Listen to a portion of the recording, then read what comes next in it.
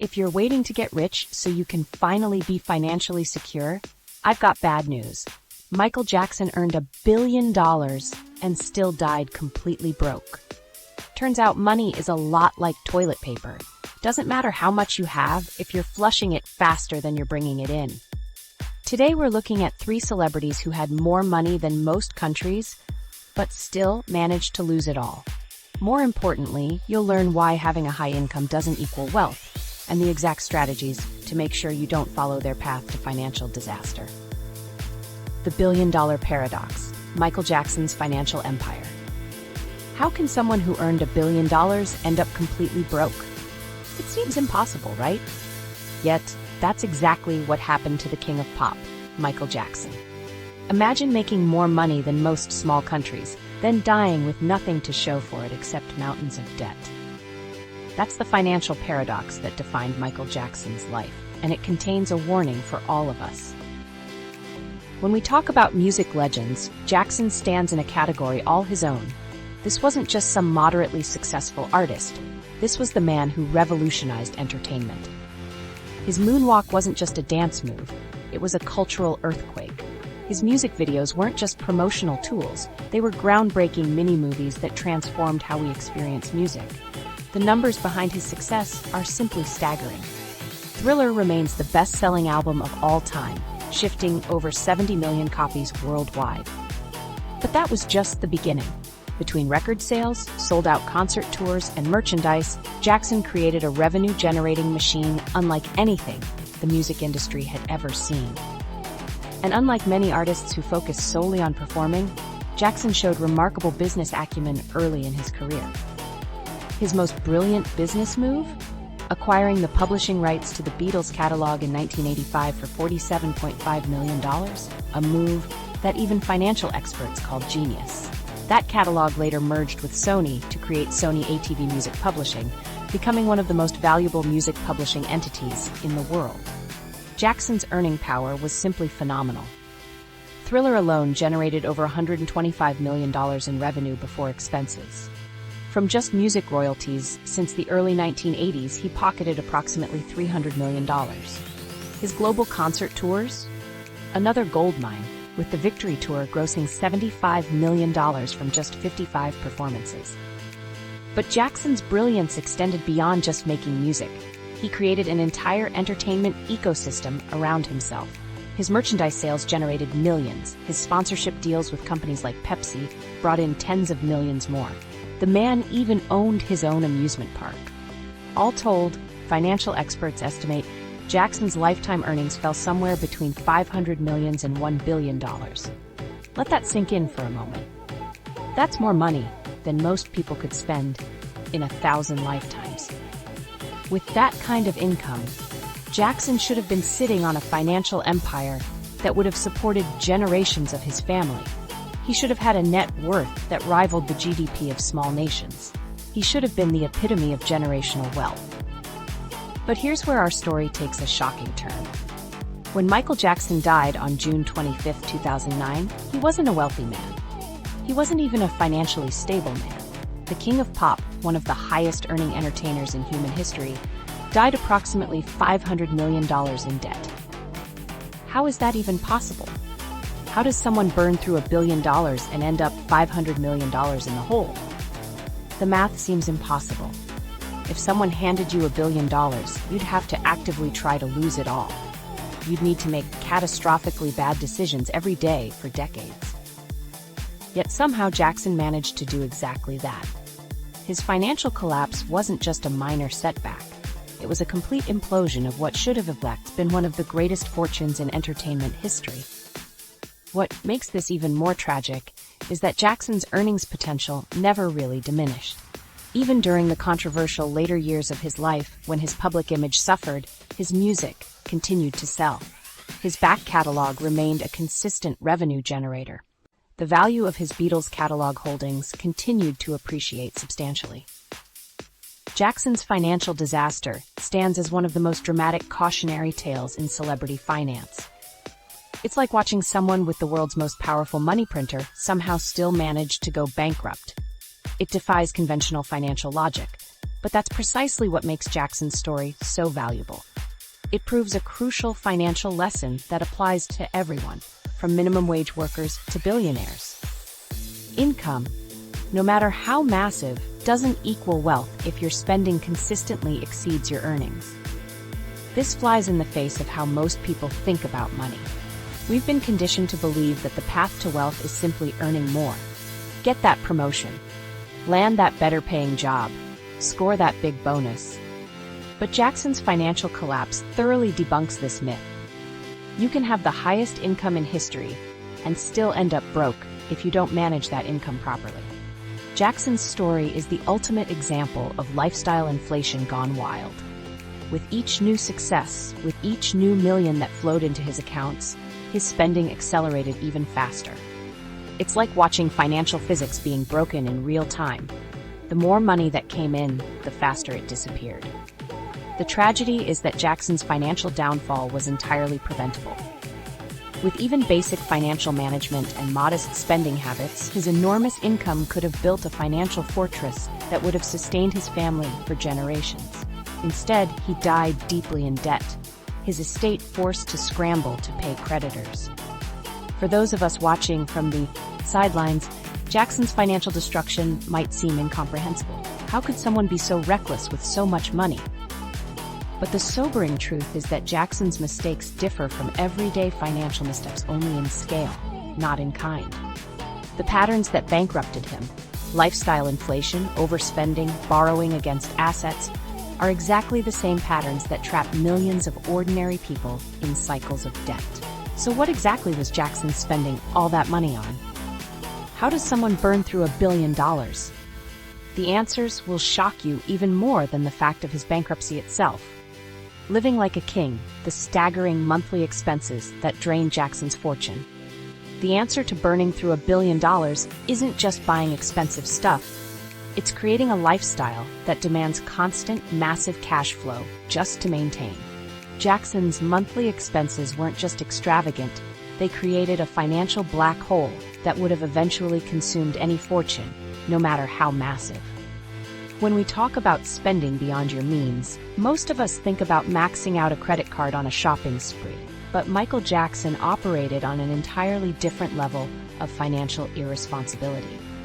Court documents revealed he was burning through approximately $30 million annually just on maintaining his lifestyle, translating to a mind-boggling $2.5 million every month. Let's put that in perspective. The average American household earns around $70,000 per year. Jackson was spending that amount before lunchtime on an average day. His monthly expenditures alone exceeded what most people earn in a lifetime. But where exactly was all this money going? The answers are even more shocking than you might expect. Neverland Ranch wasn't just a home, it was essentially a private theme park that required a small army to maintain. The 2,700-acre property swallowed approximately $4 million per year in maintenance and staffing costs alone. This included a full-time zoo staff caring for his menagerie of exotic animals. Imagine spending the equivalent of a luxury home's value every single year just to keep your house running. Jackson's transportation habits were equally outrageous. He regularly chartered private jets at costs exceeding $100,000 per trip. Just a few quick flights each month would add up to millions annually. And this wasn't occasional splurging. This was his standard method of travel. What makes this even more troubling is that Jackson maintained multiple residences around the world. Each property required its own staff, security, and ongoing maintenance, all adding to the monthly financial hemorrhage. But it wasn't just the predictable expenses that drained Jackson's fortune. His shopping habits defied all logic and financial restraint. On one particularly extravagant day in Las Vegas, Jackson dropped $1 million in a single shopping spree. This wasn't an isolated incident either. He regularly spent millions on furniture, art, and memorabilia, often purchasing items on impulse without any consideration of their actual value or his ability to afford them. Financial records from 1999 paint an even clearer picture of his unsustainable lifestyle. That year alone, his budget included about $7.5 million for personal expenses and $5 million to maintain Neverland. And remember, this was just 1 year in a pattern that spanned decades. A forensic accountant who testified during a 2013 trial didn't mince words about Jackson's financial situation. He described it as an ongoing cash crisis, where the star consistently spent $20 to $30 million more annually than he earned. This wasn't just poor money management, it was financial suicide in slow motion. To truly grasp the severity of Jackson's spending problem, consider this. Even if he had completely stopped making music, doing tours, or pursuing any business ventures, he would have needed an investment portfolio of over $600 million just to generate enough interest to cover his annual expenses. And that's assuming he wouldn't continue to increase his spending as years went by, which history suggests he absolutely would have. This pattern of extreme overspending created a vicious cycle. As expenses outpaced income, Jackson was forced to borrow money against his assets. These loans came with high interest rates, adding even more to his monthly obligations. The more he borrowed, the more he owed in interest payments, which meant even less of his income was available to cover his lifestyle expenses, forcing him to borrow even more. Jackson's spending habits weren't just excessive, they were pathological. Even when financial advisors warned him about his unsustainable lifestyle, he continued spending as if his resources were infinite. It's almost as if he was physically incapable of cutting back on expenses, even as financial reality closed in around him. Think about it this way, even if Jackson had completely stopped spending on new acquisitions and luxury purchases, his fixed monthly expenses were so astronomical that he still would have faced financial ruin eventually. The maintenance costs of his existing lifestyle were simply too enormous to sustain. This reveals perhaps the most important financial lesson from Jackson's downfall. The truly dangerous financial traps aren't the big one-time purchases, though those certainly don't help, but rather the ongoing, recurring expenses that quietly drain your resources month after month, year after year. In Jackson's case, each new house, exotic animal, or staff member added a permanent new line to his monthly expenses. Each private jet charter normalized a transportation standard that became his baseline expectation.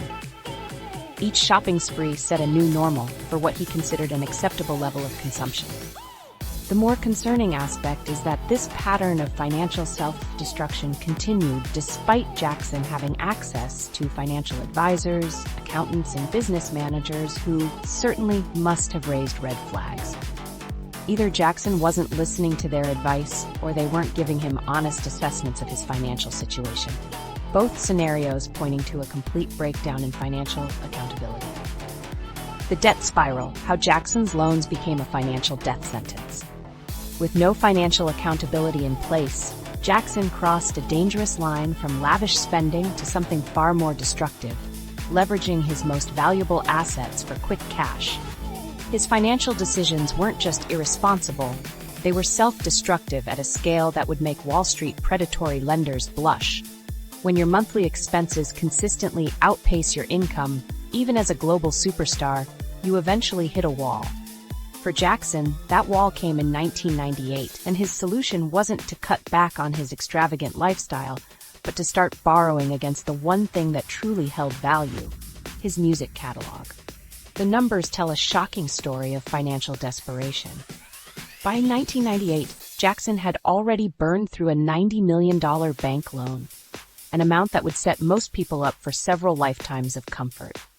Instead of recognizing this as a warning sign, he doubled down, arranging a new $140 million loan from Bank of America, using his stake in the Beatles catalog as collateral.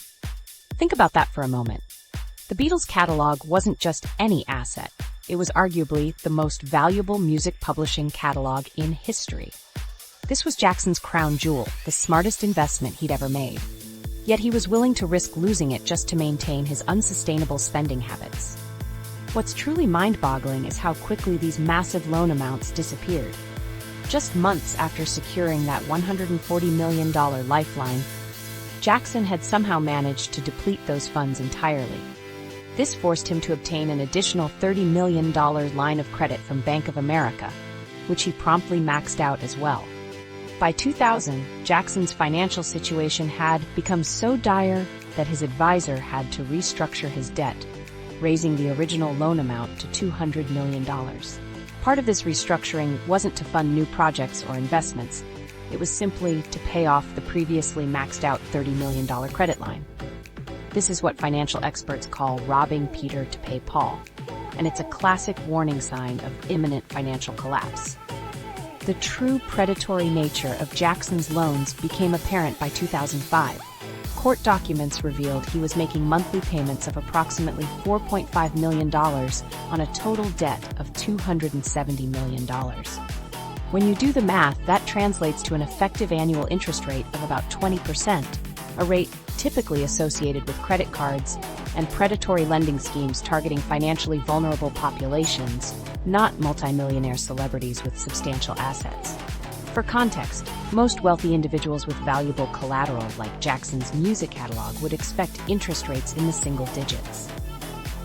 These loan terms weren't just unfavorable, they were financial handcuffs that ensured Jackson would be forever chained to his debts, working primarily to pay off interest rather than the principal. Why would banks offer such predatory terms to a high-profile client? The answer likely lies in Jackson's deteriorating financial reputation. Financial institutions recognized desperation, and as Jackson's spending continued unabated while his income fluctuated, lenders saw an opportunity to extract maximum profit from a client who had few other options. The collateral for these loans, Jackson's music catalog including his stake in the Beatles catalog, represents another critical financial mistake. When you pledge your income-producing assets as collateral, you're putting your financial future at risk. These weren't just vanity possessions. They were the very assets that should have been generating passive income to support Jackson's lifestyle. Instead, they became bargaining chips in a desperate attempt to maintain an unsustainable standard of living. For someone of Jackson's wealth and status, these financial decisions weren't just bad, they were catastrophic. The $270 million debt burden he was carrying by 2005 meant that before he could spend a single dollar on his lavish lifestyle, he needed to generate $4.5 million monthly just to keep the loans current. That's $54 million annually just in loan payments, an amount that exceeds the lifetime earnings of most successful recording artists. This debt spiral demonstrates a universal financial truth. When you borrow to maintain a lifestyle you can't afford, you're not solving a problem, you're amplifying it. Each new loan didn't alleviate Jackson's financial pressure. It intensified it, creating a mathematical certainty of eventual financial collapse. What makes this situation even more tragic is that it was entirely avoidable. If Jackson had adjusted his lifestyle to match his still substantial income, refinanced his debts at reasonable rates, or sold non-essential assets to pay down his loans, he could have maintained a comfortable, if less extravagant, lifestyle while preserving his most valuable assets. The interest rates on Jackson's loans reflect another troubling reality of personal finance. When you need money the most, you'll pay the highest price to get it. As his financial situation deteriorated, the terms of new loans became increasingly unfavorable, creating a downward spiral from which escape became mathematically impossible. Jackson's debt decisions also reveal a psychological component common to many financial disasters: the belief that future earnings will solve present problems. Perhaps Jackson believed his next tour or album would generate enough revenue to pay off these massive loans. This mindset, often called magical thinking by financial psychologists, leads people to accept terrible financial terms in the present based on optimistic projections of future income that may never materialize. Each new loan reduced Jackson's financial flexibility while increasing his monthly obligations. By securing these loans against his music catalogs, he was putting his most reliable income streams at risk, creating a scenario where he could potentially lose not just 50 Cent's strategic bankruptcy, the $150 million chess move. Financial crisis doesn't always mean financial stupidity. Sometimes it's actually financial genius in disguise. When 50 Cent declared bankruptcy while sitting on a $155 million fortune, most people assumed he'd blown it all on mansions and luxury cars. But his bankruptcy filing wasn't about being broke. It was about playing chess while everyone else was playing checkers. In July 2015, the rap world was stunned when Curtis Jackson, better known as 50 Cent, filed for Chapter 11 bankruptcy protection. The timing couldn't have been more suspicious.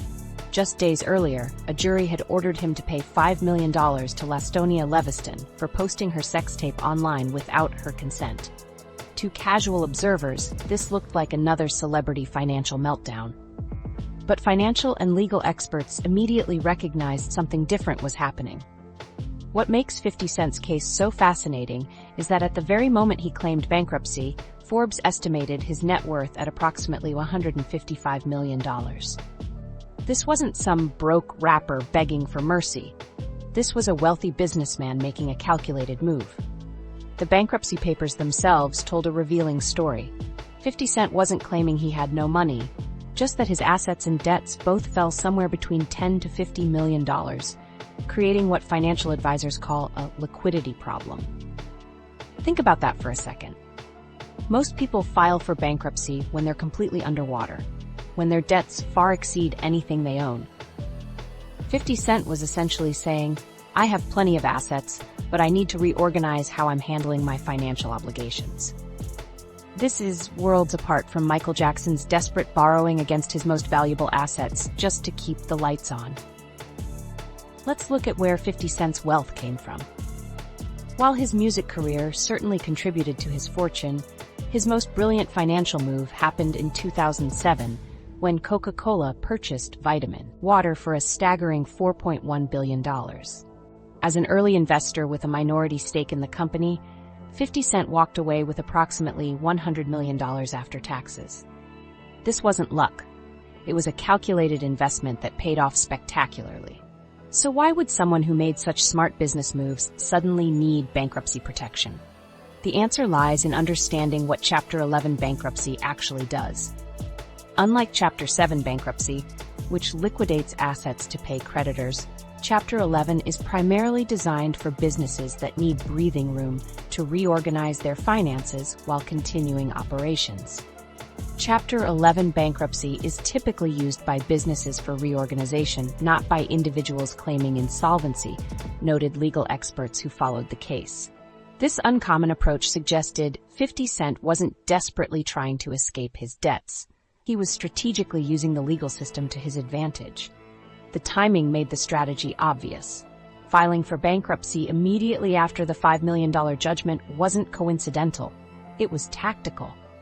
Bankruptcy attorneys explained that filing for Chapter 11 allows individuals to reorganize their debts and potentially shield their assets from creditors while they work out a payment plan.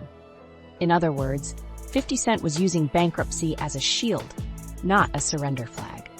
What 50 Cent understood, and what many celebrities fail to grasp, is that the legal system offers powerful tools for wealth preservation when used strategically.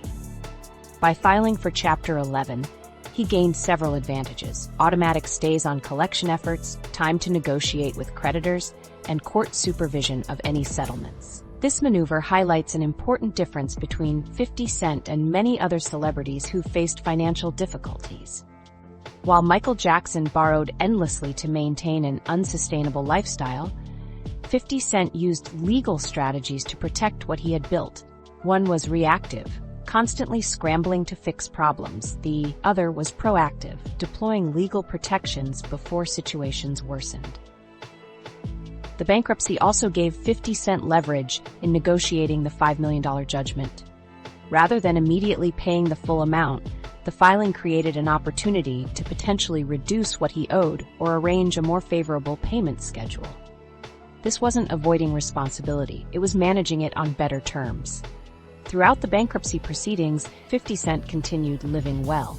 He posted photos on social media showing stacks of cash and maintained his lavish lifestyle, further suggesting this was a legal maneuver rather than a financial emergency. When questioned about these displays of wealth during court hearings, he admitted the cash was prop money and part of his brand image. The judge wasn't amused, but it reinforced that this was a strategic play rather than a desperate measure. What's particularly interesting about 50 Cent's approach is how it contrasts with the way most people think about bankruptcy. For many Americans, bankruptcy carries a heavy stigma. It's seen as a personal failure or the ultimate financial embarrassment. But in business circles, especially among sophisticated investors, bankruptcy is viewed as one tool in a broader financial toolkit.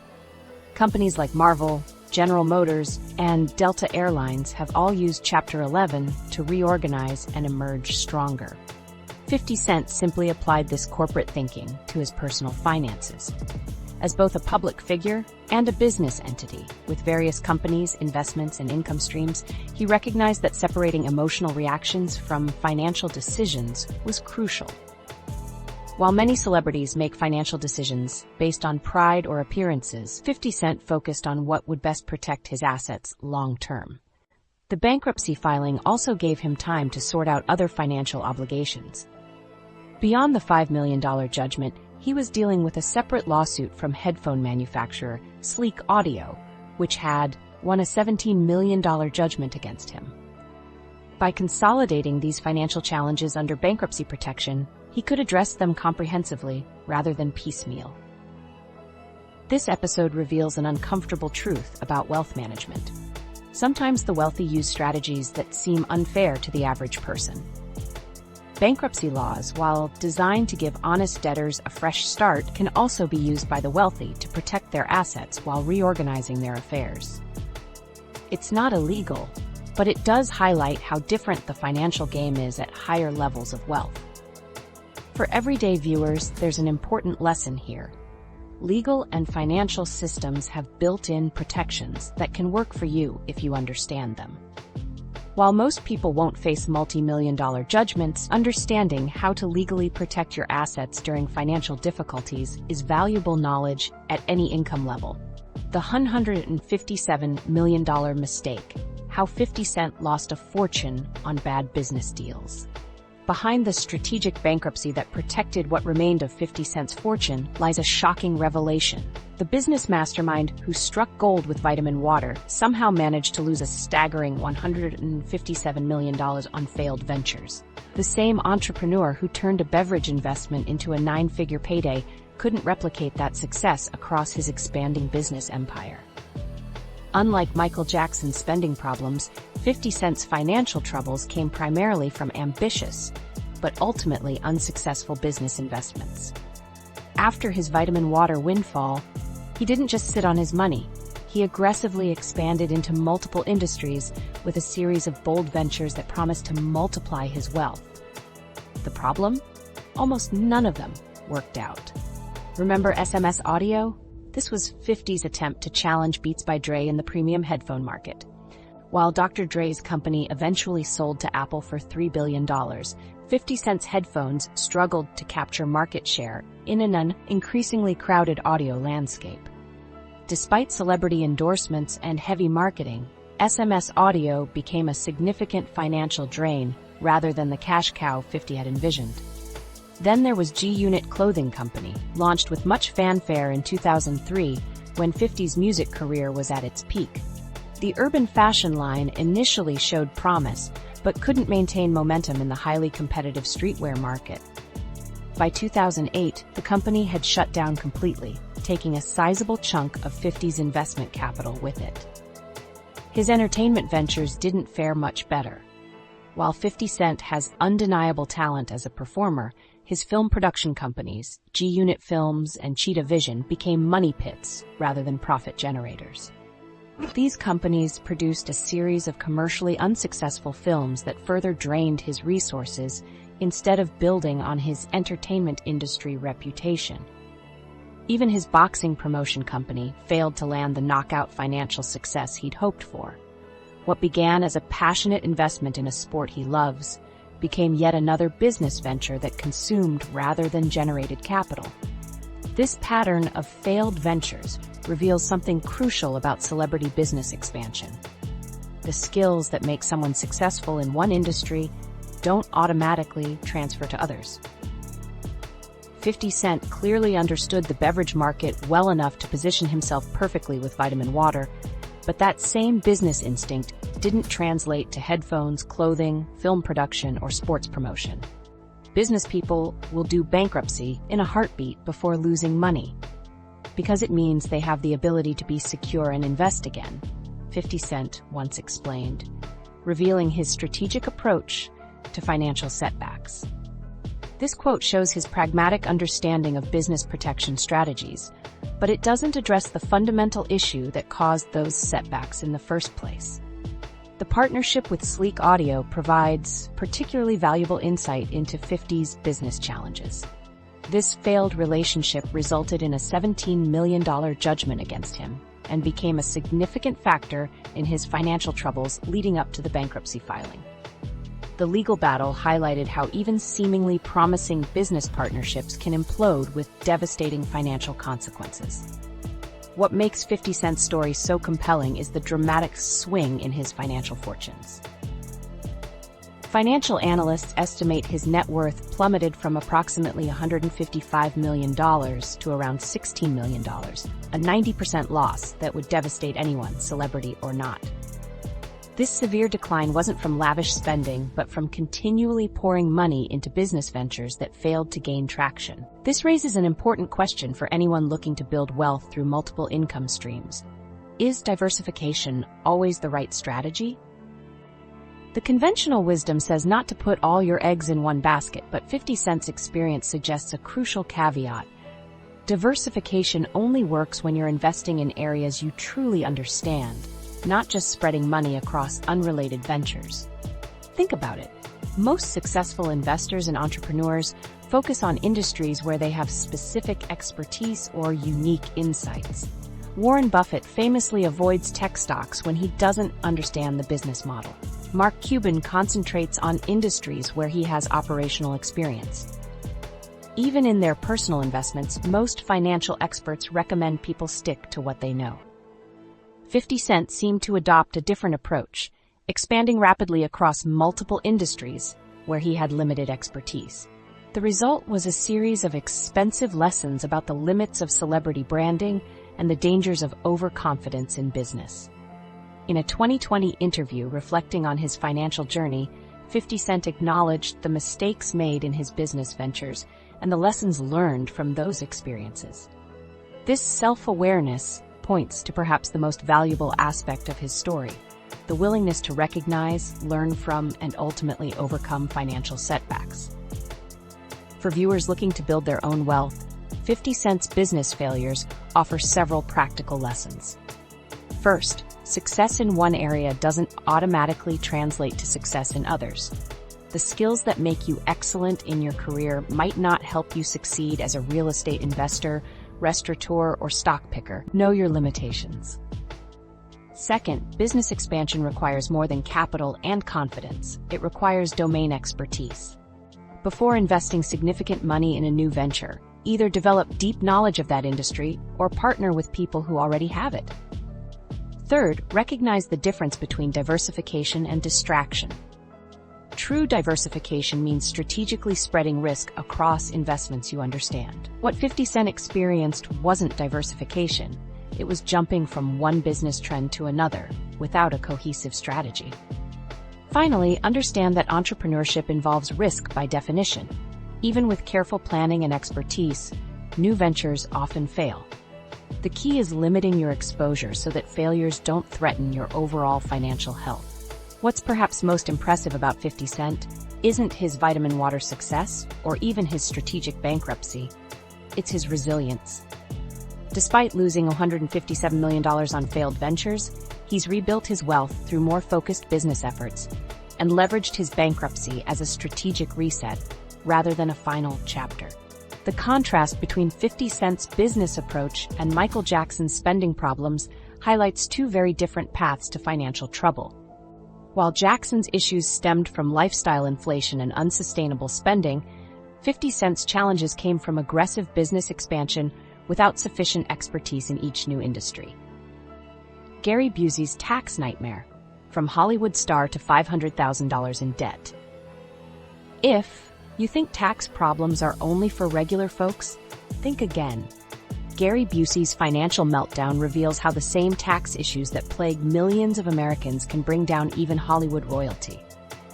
While our previous celebrities lost fortunes through lavish spending and failed business ventures, Busey's path to bankruptcy came from a more relatable nightmare.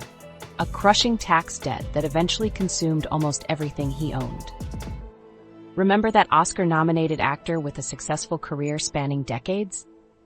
Gary Busey once stood among Hollywood's respected talents, earning acclaim for his breakout role in The Buddy Holly Story and appearing in blockbusters like Point Break and Lethal Weapon. But in 2012, this star with over 70 film credits to his name found himself in a financial hole so deep that bankruptcy became his only escape. When Busey filed for Chapter 7 bankruptcy at age 67, the shocking details painted a picture of financial devastation. Unlike 50 Cent's strategic bankruptcy move, Busey's filing represented genuine financial ruin. The numbers tell a heartbreaking story. An actor who once commanded impressive paychecks now owned just $50,000 in assets, while drowning under $500,000 to $1 million in debt. The most eye-opening part? Nearly the entire debt wasn't from yacht purchases or failed restaurant chains. Instead, a staggering $450,000, the lion's share of what he owed, came from unpaid taxes to the IRS and California Franchise Tax Board. This single financial obligation represented a burden 9 times larger than his total assets. Imagine trying to dig yourself out of that hole. Busey was earning around $19,000 monthly at the time of filing, not pocket change for most Americans, but nowhere near enough to tackle his mountain of tax debt while covering his ongoing expenses. With most of his income immediately consumed by living costs, the tax debt loomed unreachable, growing larger each month as penalties and interest compounded. The bankruptcy process itself reveals just how dire Busey's situation had become. After the court proceedings concluded, he was permitted to keep only $26,000 of his remaining assets, essentially starting over financially in his late 60s. While the bankruptcy discharged about $57,000 in various debts, providing some relief, it couldn't erase the $450,000 tax burden. Tax debts typically survive bankruptcy intact, leaving Busey still facing his largest financial challenge despite the court's intervention. What makes Busey's story particularly relevant is how his financial downfall stemmed from a problem millions of Americans face every year. Tax troubles don't discriminate. They can destroy the finances of both average workers and Hollywood stars. The difference is only in the number of zeros involved. Medical bills played a significant role in Busey's financial troubles, an unfortunate situation many Americans understand all too well. A serious motorcycle accident in 1988 left Busey with a traumatic brain injury that not only affected his health but created ongoing medical expenses. When these costs combined with irregular work opportunities in the unpredictable entertainment industry, the perfect financial storm began brewing. Tax problems rarely happen overnight. They typically start small, perhaps failing to set aside enough for quarterly estimates or underestimating tax liability for a particularly good year. For someone with a regular income like an actor, tax planning becomes especially challenging. Without consistent paychecks, setting aside the proper amount for taxes requires discipline and foresight many lack. Then comes the dangerous snowball effect. When you can't pay in full, penalties kick in. Interest starts accumulating on both the original amount and those penalties. Soon, next year's tax season arrives before you've resolved last year's debt. The IRS adds new penalties. The interest compounds. Before long, a manageable $50,000 tax bill can balloon into hundreds of thousands in debt. For Busey, this spiral likely began during his more successful years. While landing prominent roles in films like Under Siege and The Firm, proper tax planning might have seemed less urgent than enjoying his success. But as his career became less consistent and medical bills mounted, those overlooked tax obligations transformed into an insurmountable financial burden. The psychological impact of such financial pressure shouldn't be underestimated. Imagine knowing that no matter how hard you work, most of what you earn is already spoken for, not for building your future, but for paying for past mistakes. This financial stress can lead to poor decision-making, creating a cycle where financial problems compound rather than resolve. While 50 Cent and Michael Jackson faced financial troubles originating from different sources, Busey's situation highlights perhaps the most common financial destroyer: failure to manage tax obligations properly. The government has collection powers that far exceed those of any private creditor. When the IRS comes knocking, options become limited quickly. What's particularly heartbreaking about Busey's financial collapse is how preventable it might have been with proper financial guidance. A tax professional specializing in entertainment industry finances could have created structures to ensure tax compliance during his high-earning years. An accountant familiar with irregular income patterns could have established tax reserves during flush times to cover leaner periods. Financial planning focused on sustainability rather than immediate gratification could have preserved his wealth through career fluctuations. The lesson here isn't about celebrity excess, it's about financial fundamentals that apply to everyone. Taxes aren't optional, and ignoring them never makes them disappear. Instead, tax problems grow exponentially when left unaddressed, eventually consuming everything in their path. For every American who's ever received a frightening letter from the IRS, Busey's story hits home. The stress of tax debt, the helplessness of watching interest accumulate faster than you can pay it down, and the gradual realization that your financial situation has spiraled beyond your control. These experiences cross all income levels. Perhaps the most important takeaway from Busey's financial nightmare is the reminder that prevention costs far less than cure. Setting aside appropriate tax reserves, working with qualified tax professionals, and addressing problems early before penalties multiply can save both celebrities and everyday Americans from financial disaster.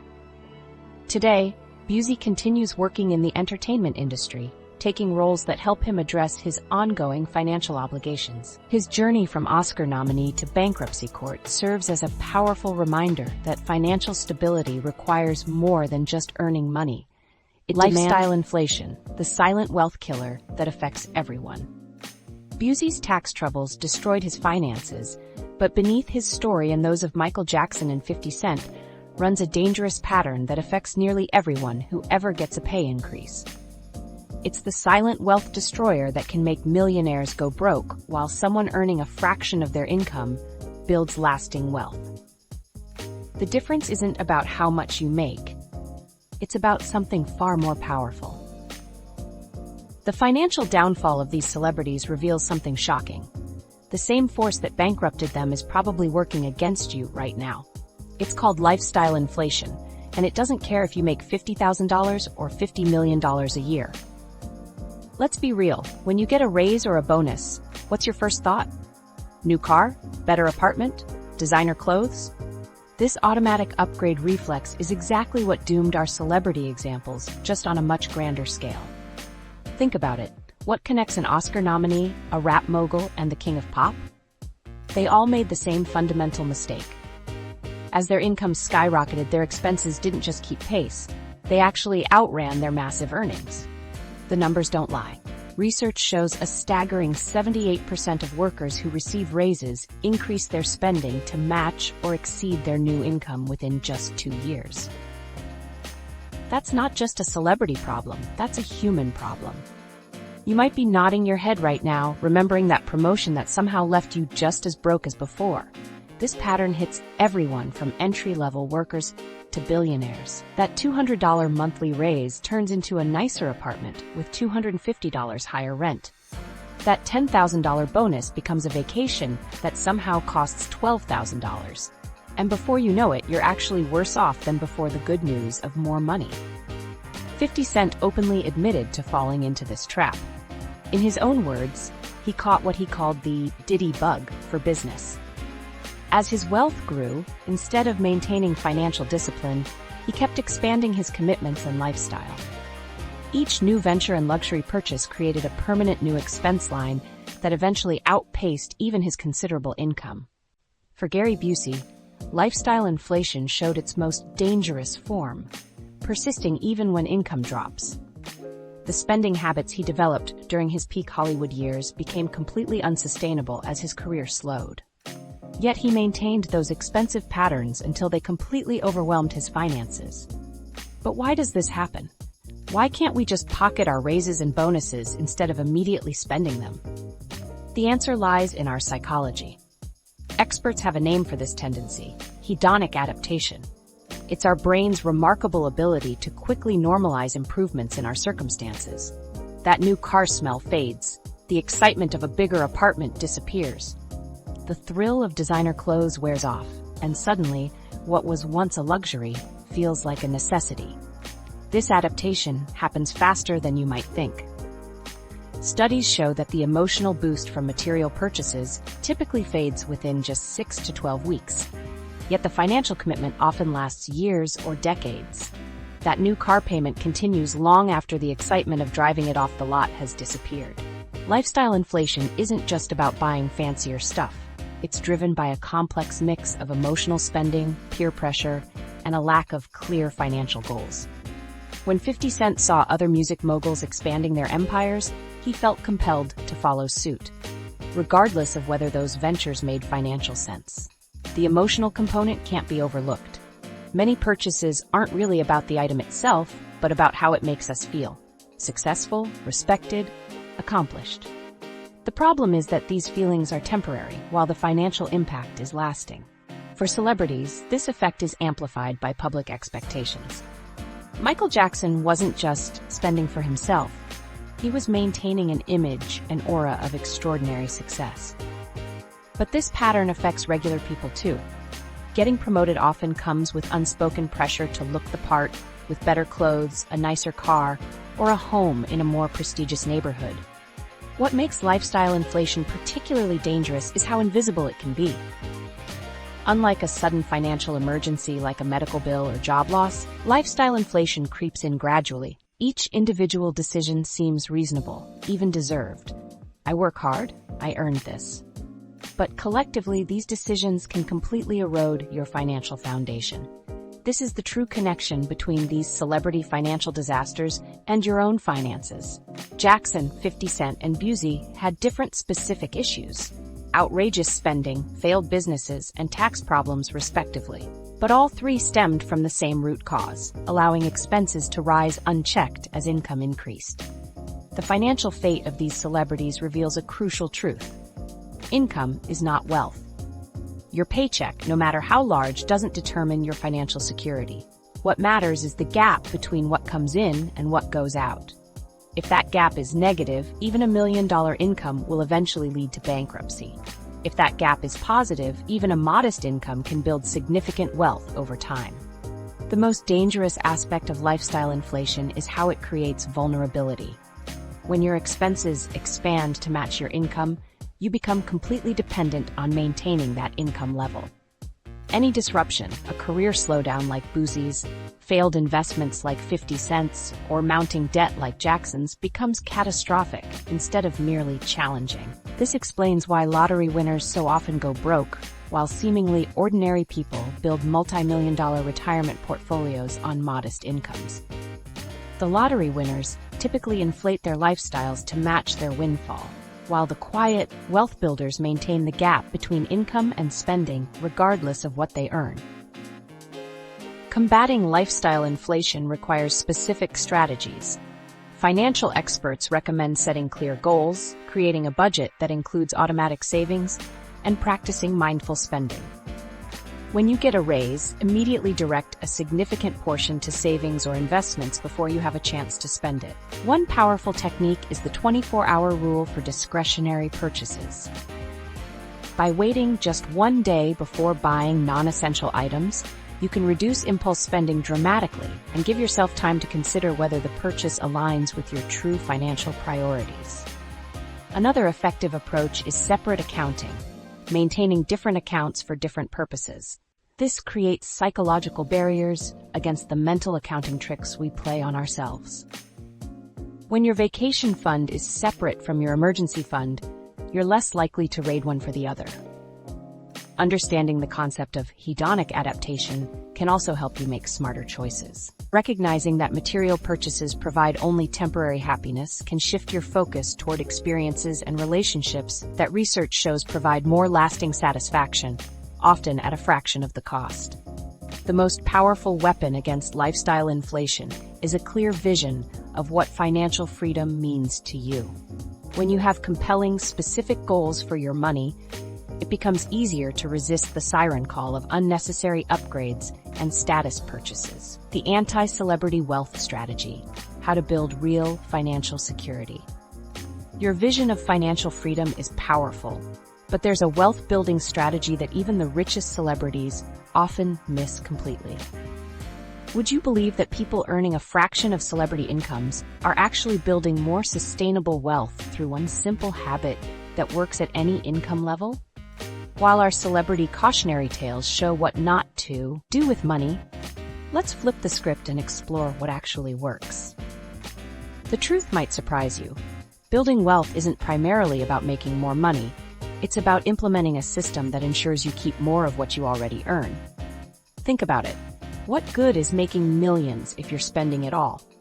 Michael Jackson, 50 Cent, and Gary Busey all had access to incredible income streams that should have created lasting wealth.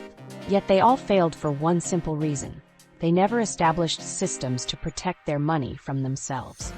So what's the alternative?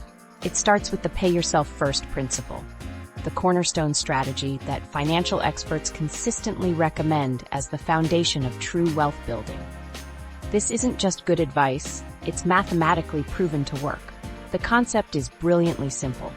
Before you pay your bills, before you buy groceries, before you spend a single dollar on anything else, you automatically direct a portion of your income toward your financial goals. This isn't about what's left at the end of the month. It's about making wealth building your first priority, not your last. Let's be real. Most of us spend whatever hits our bank account. When we wait until the end of the month to save whatever's left over, we usually discover there's nothing left to save. That's why automation is so powerful. Research doesn't lie. People who automate their savings build wealth 2 to 3 times faster than those who try to save whatever remains after spending. Imagine 2 people earning exactly the same income. The first spends freely throughout the month and hopes to save something at the end. The second automatically transfers 15% of each paycheck to savings and investments before spending a dime. After 5 years, who do you think has more wealth? It's not even close. This automated approach works because it removes human psychology from the equation. Our brains are wired for immediate gratification, not long-term planning. By setting up systems that save money automatically, you're essentially protecting your future self from your present self's worst impulses. Another powerful strategy is creating separate accounts for different financial purposes. This isn't just about organization, it's about preventing the mental accounting tricks we play on ourselves. When you have a dedicated emergency fund account, a retirement account, and accounts for specific goals like vacations or home purchases, you're less likely to raid those funds for impulse purchases. Think of it like keeping different foods in different containers in your fridge. If your emergency savings are mixed in with your daily spending money, it's like storing your salad ingredients next to your chocolate cake. Guess which one disappears first? Setting clear financial goals with specific timelines is another crucial element that celebrities often overlook.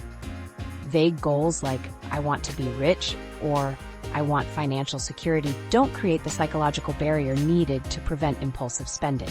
Instead, I'm saving $15,000 for a down payment on a house by December 2024, or I'm building a $30,000 emergency fund by next summer.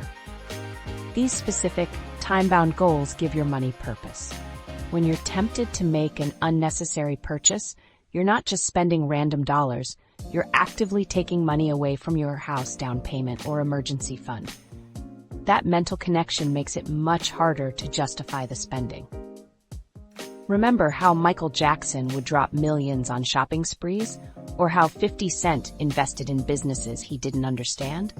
These impulsive decisions might have been prevented with another proven strategy: delayed gratification. Financial experts recommend waiting 24 to 72 hours before making any non-essential purchase. This simple waiting period has been shown to reduce impulse spending by up to 70%. That's because it creates space between the emotional desire to buy something and the rational decision about whether you really need it. When the initial excitement wears off, you'll often realize the purchase doesn't align with your financial goals. Try this experiment. Next time you feel the urge to buy something non-essential, add it to a wish list instead of your cart. Set a calendar reminder for 3 days later to reconsider. You'll be amazed how many must-have items suddenly seem unnecessary when viewed through a more rational lens. Mindful spending is another crucial practice for building wealth at any income level. This isn't about depriving yourself. It's about intentionally directing your money toward things that truly align with your values and goals. Before making a purchase, ask yourself, does this align with what I truly value?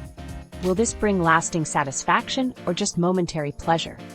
This practice forces you to evaluate whether your spending habits match your stated priorities.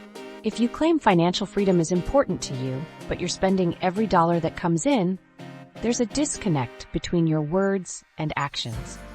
Mindful spending closes that gap. These strategies work for anyone at any income level.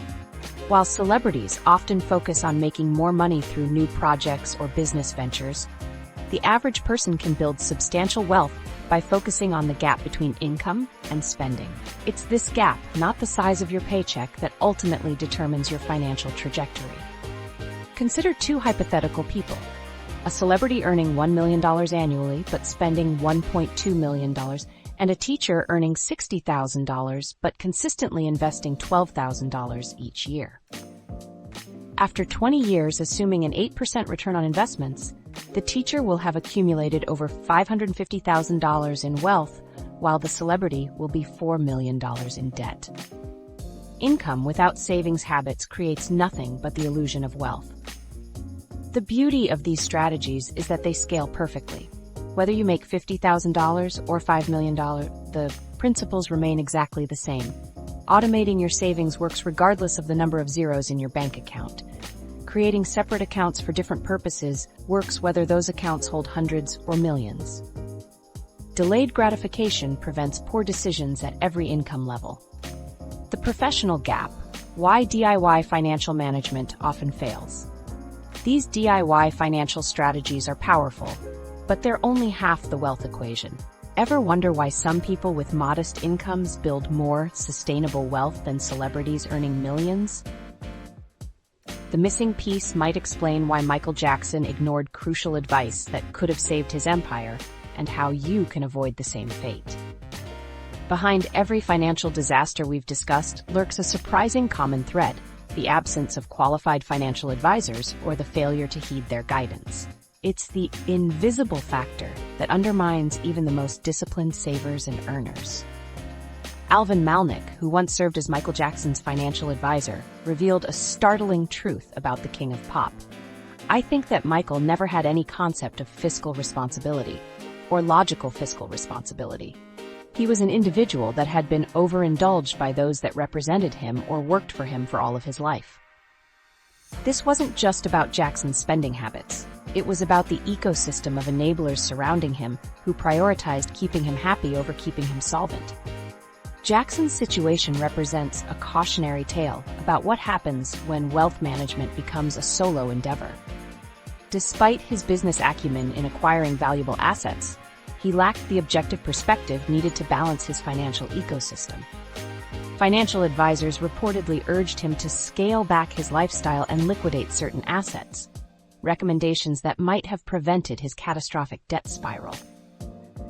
But these voices of reason were either dismissed or drowned out by those eager to maintain their positions. In his entourage, the pattern repeats with 50 Cent, but with a different twist. After his initial success, the rapper-turned-entrepreneur openly admitted to surrounding himself with yes men rather than objective financial counselors. When faced with critical financial decisions about his numerous business ventures, he received affirmation instead of analysis, encouragement instead of education. This echo chamber of approval contributed significantly to his eventual bankruptcy filing. What's particularly revealing is how 50 Cent's business failures weren't due to lack of ambition or ideas, but rather from missing the specialized expertise that proper financial advisors could have provided. Each failed venture, from his headphone company to his clothing line to his boxing promotion business, represented not just financial losses, but missed opportunities for proper assessment and guidance. Gary Busey's financial collapse tells yet another variation of this story. His $450,000 tax debt didn't materialize overnight. It accumulated gradually through years of inadequate financial planning.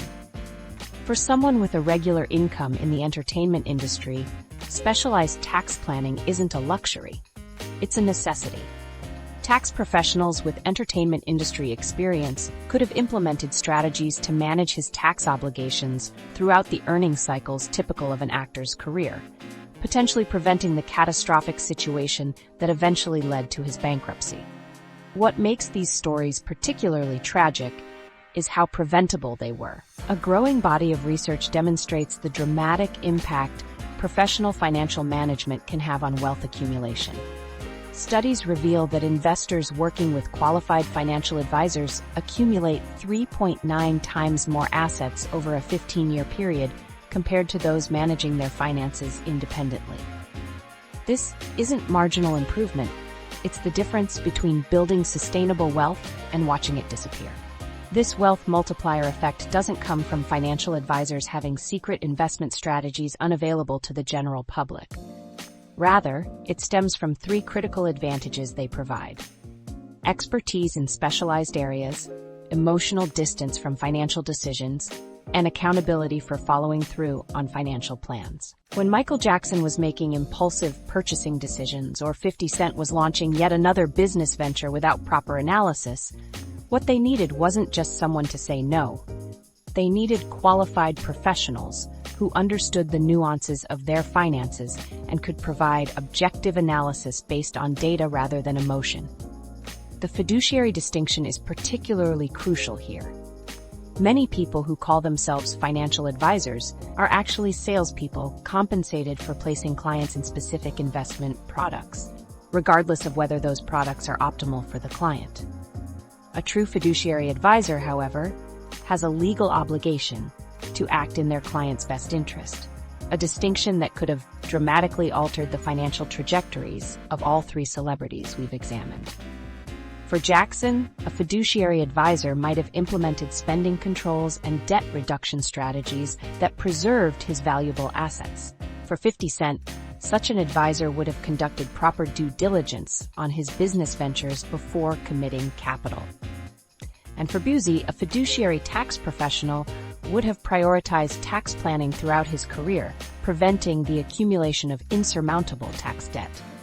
What's particularly ironic is that these celebrities, who could easily afford the best financial advice, either failed to seek it out or failed to heed it when given.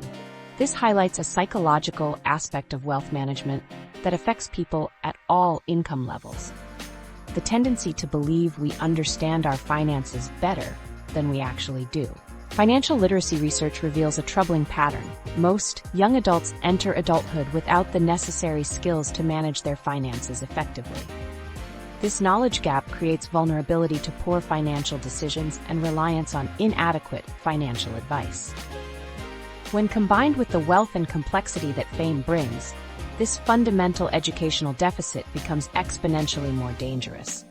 For the average person building wealth, professional financial management isn't a luxury reserved for the ultra-wealthy. It's actually more crucial during the wealth-building phase than after significant assets have been accumulated. The compounding effect of avoiding major financial mistakes early in your wealth journey far outweighs the cost of qualified advice. Think about it this way. If investors working with advisors accumulate nearly 4 times more assets over 15 years, the question isn't whether you can afford professional financial management, it's whether you can afford to go without it. Of course, not all financial advisors are created equal. The key is finding professionals who combine expertise in your specific financial situation with a fiduciary obligation to put your interests first. For someone in entertainment, this might mean advisors with experience managing irregular income streams and understanding industry-specific tax issues. For entrepreneurs, it might mean advisors who understand business valuation and growth strategies. The ultimate irony in these celebrity financial disasters is that the very success that gave them access to top-tier financial advice also created the illusion that they didn't need it. Their tremendous earning power masked fundamental financial management celebrity flaws wealth lesson until it was too late to recover is not wealth. While these celebrities had tremendous earning power, they overlooked a fundamental truth that might be sabotaging your financial future right now. If Michael Jackson could earn $1 billion yet die deeply in debt, what critical distinction about money were these celebrities missing? The mind-blowing reality behind these celebrity financial disasters reveals something that completely contradicts what our culture teaches us about success and wealth. We're constantly bombarded with messages equating high income with financial security, but these celebrity stories expose a different truth altogether. The shocking fact that 70% of lottery winners go completely broke within 5 years highlights this exact mistake. Whether you're talking about a sudden windfall or steady celebrity paychecks, the outcome is often the same: financial disaster. But why? Here's what these celebrities missed. Income is just money flowing in, while wealth is the accumulation of assets that generate passive income and grow over time. This distinction isn't just financial jargon, it's the difference between temporary prosperity and lasting security. Let's break down what actually happened with our celebrity examples. Michael Jackson wasn't just spending more than he earned.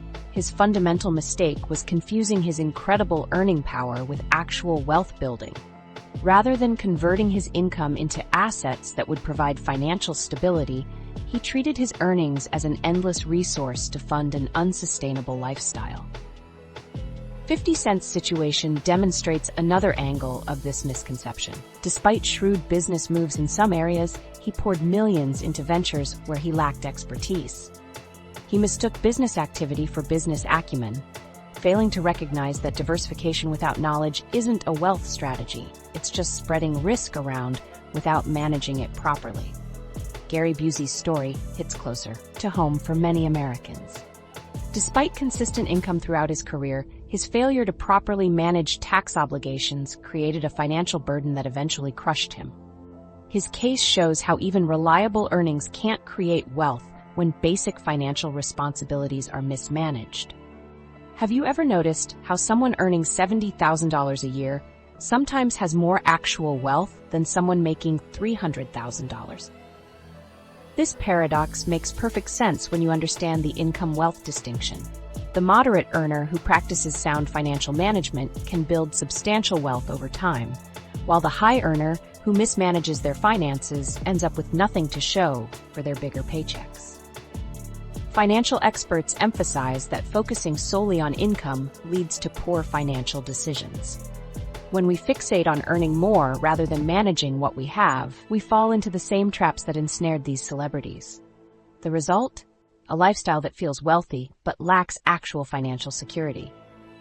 This explains why lottery winners' fortunes disappear so quickly. They receive income, often massive amounts, but without the financial literacy to convert that income into wealth-generating assets, the money simply flows out as quickly as it came in. The temporary feeling of being rich blinds them to the fact that they aren't building wealth. Meanwhile, ordinary people with modest incomes who understand this distinction often build impressive retirement portfolios. They maximize their income-to-savings ratio, minimize liabilities, and consistently invest in assets that appreciate or generate passive income. The math works in their favor because they focus on building net worth rather than funding consumption. Think about it this way. Net worth represents your actual financial health, not your income. Net worth is the total value of all your assets minus your liabilities. You could earn millions but have a negative net worth if your spending and debts exceed your assets. Exactly what happened to Michael Jackson. This distinction matters for you regardless of your income level. Whether you earn $50,000 or $500,000 annually, focusing on converting a portion of that income into wealth-generating assets is what creates financial security. The person earning $50,000 who saves and invests $10,000 each year is building more wealth than someone earning $500,000 but saving nothing. Financial security isn't about having enough income to cover an expensive lifestyle. It's about having assets that generate income independent of your work efforts. These assets, investments, businesses with equity value, real estate with positive cash flow, create the foundation for true financial freedom. Jackson's massive earnings could have created generational wealth if properly managed. Instead, they fueled consumption that left nothing behind but debt. 50 Cent's business ventures could have built a diverse portfolio of passive income streams if guided by expertise rather than enthusiasm. Busey's career earnings could have provided a comfortable retirement if basic tax planning had been implemented. The financial industry has a saying, "It's not what you make, it's what you keep." This simple principle explains why doctors and lawyers sometimes struggle financially despite high incomes, while teachers and postal workers sometimes retire as millionaires. The high-income professionals who don't convert earnings to assets remain vulnerable, while moderate earners who systematically build wealth achieve genuine financial security. So what does this mean for you? First, recognize that increasing your income, while helpful, isn't a complete financial strategy. Without proper management, higher earnings often lead to higher spending rather than greater security. Second, focus on your savings rate, the percentage of income you convert to wealth rather than the absolute dollar amount. Someone saving 20% of a $60,000 salary is building wealth faster than someone saving 5% of a $200,000 salary. Third, understand that wealth building happens when you acquire assets that either appreciate in value or generate passive income. Your home might be valuable, but if it doesn't generate income, it's not building wealth in the same way as investment properties or a diversified portfolio. Fourth, recognize that debt used for consumption, rather than asset acquisition, is wealth destroying, regardless of your income level. The ultimate lesson these celebrities teach us is that sustainable wealth comes from consistently converting income into productive assets while avoiding lifestyle inflation. Their stories aren't just cautionary tales about excess. They're powerful reminders that the principles of wealth building apply equally to everyone, regardless of income level. The most powerful lesson from these celebrity financial disasters isn't about their massive incomes. It's about fundamental wealth principles that apply to everyone. As financial expert Robert Kiyosaki wisely puts it, it's not how much money you make, but how much money you keep, how hard it works for you, and how many generations you keep it for. Financial literacy matters more than your paycheck size. Despite over 2/3 of adults failing basic financial literacy tests, those with moderate incomes who follow sound financial principles consistently build wealth over time. The math is simple but powerful. Consistent savers at any income level achieve financial security. What separated these celebrities from true wealth wasn't their earning potential, but their relationship with money. True financial security comes from maintaining that critical gap between income and expenses, investing wisely, and protecting what you've built with proper management. Your financial future isn't determined by how much passes through your hands. It's determined